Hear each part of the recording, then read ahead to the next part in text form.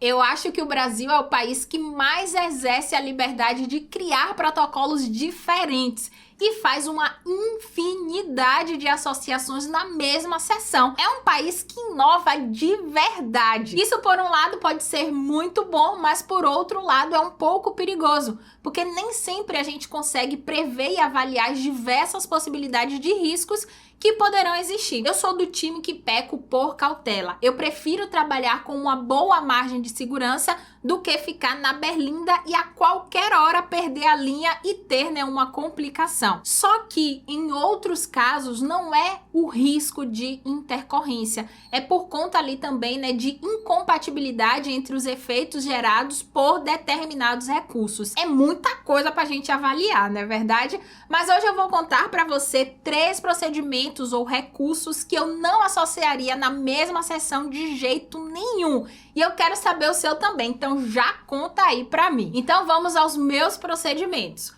O primeiro é peeling químico com jato de plasma. O jato de plasma é um procedimento que vai gerar uma queimadura na epiderme, então por si só já é uma lesão bem interessante. E o peeling químico, por sua vez, ele vai promover a remoção das camadas da pele em menor ou maior nível, mas em todo caso vai levar a um afinamento da pele, vai gerar uma agressão, uma inflamação. E a combinação do jato de plasma com peeling químico pode causar uma agressão maior ainda. E em todo procedimento, quanto maior for a agressão, mais riscos de complicações nós teremos. Então vamos pensar em algumas possibilidades. Se a gente utilizar o peeling antes da aplicação do jato de plasma, esse peeling ele vai promover um afinamento epidérmico, o que pode fazer com que a queimadura promovida pelo jato de plasma seja mais profunda. A gente perca um pouco esse controle e aí, como consequência, pode resultar em uma cicatriz inestética.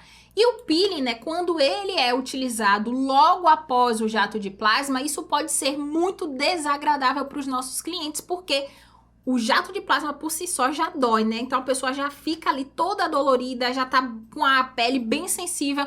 E a gente colocar um peeling após a realização do jato de plasma, isso pode ser bem desconfortável, gerar bastante dor nas nossas clientes, sem falar no aprofundamento do peeling. Então, se a gente coloca um peeling, um ácido queratolítico em uma pele que já está com uma lesão, ele vai permear muito mais profundamente, gerando mais dano e mais risco, de complicação, mais riscos de promover ali um frouxe. Então a gente tem que ter cautela, com relação a essa associação. Por isso que eu prefiro, utilizar esses recursos em sessões separadas. Então eu faço uma sessão de peeling químico e depois, uma sessão de jato de plasma. Nunca associo na mesma sessão. E o segundo procedimento é massagem modeladora com drenagem linfática manual. Nesse caso aqui não tem riscos, de complicações ou algo muito sério vai acontecer. Mas como essas técnicas elas promovem efeitos fisiológicos diferentes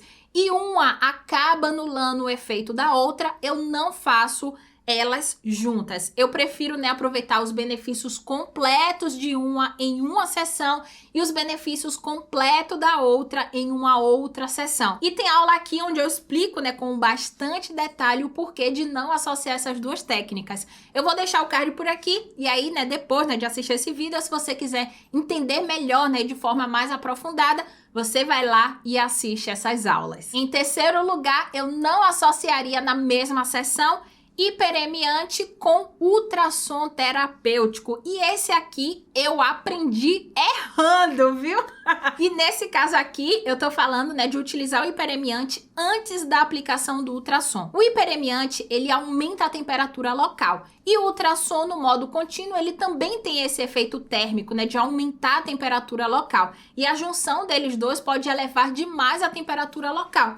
Isso pode gerar, risco de queimadura, mas eu confesso, para você que isso aqui a gente consegue controlar. Então, tem o risco de causar queimadura? Tem, mas a gente também consegue fazer esse controle e muitas clientes, elas sentem bastante desconforto quando a gente aumenta, demais essa pressão. Então, muitas já ficam com medo, Tem muita gente, inclusive, que tem dificuldade de utilizar a radiofrequência porque a cliente não suporta aquela temperatura, mesmo que esteja ali, né, sob controle, a gente saiba que a gente não vai queimar a cliente, porque a gente está controlando a temperatura, mas muitas pessoas sentem esse desconforto. E quando a gente faz essa associação, né, de utilizar o hiperemiante com o ultrassom, a gente também aumenta essa temperatura. E isso, né, pode queimar, pode, mas a gente consegue controlar. Mas tem o desconforto ali que a gente gera nas nossas clientes. Sem falar que tem vezes que o próprio equipamento ele desliga ou ele dispara por detectar esse aumento ali na temperatura local.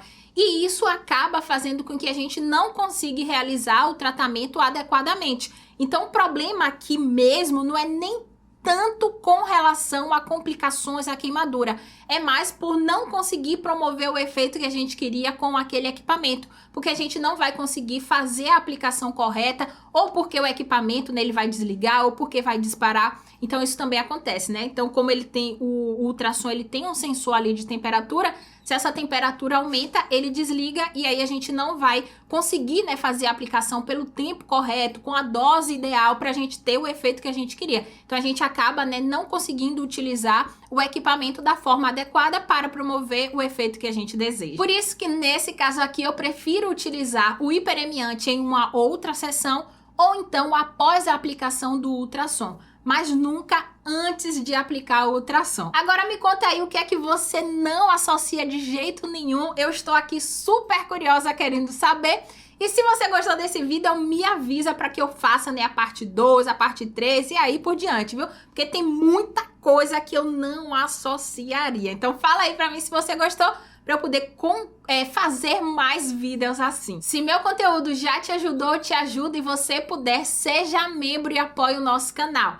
Assim eu consigo seguir dedicada a compartilhar mais e mais conhecimento com você. O link para apoiar o nosso canal está na descrição desse vídeo ou então no primeiro comentário fixado. Me ajude também deixando seu like no vídeo, comentando muito e compartilhando com todo mundo. Se você ainda não estiver inscrita no canal, se inscreva, assim a gente não vai se perder por aí. Eu te espero no próximo vídeo. Beijos!